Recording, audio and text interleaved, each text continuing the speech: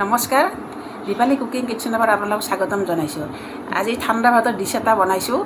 এয়া হৈছে ঠাণ্ডা ভাত, পিঁয়াজ, জলকীয়া, নেমু, কণী ভাজি, এয়া লাওৰ আগ সৰিয়হ দি বনাই ভাজিছোঁ। তাৰপিছত এয়া লাও কোমোৰা ভাজিছোঁ, এয়া তিয়ঁহ আম কাটি লৈছোঁ। এতিয়া ঠাণ্ডা ভাত আজি খাম আমি।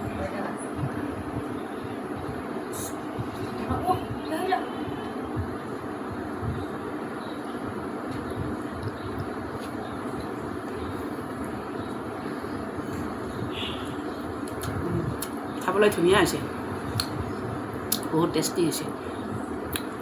আপোনালোকেও খাব এনেকৈ। লাও কোমোৰা ভাজি,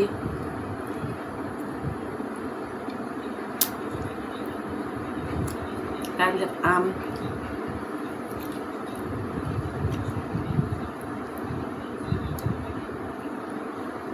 তাৰপিছত কণী ভাজি লৈছোঁ ভুজিয়া কৰি।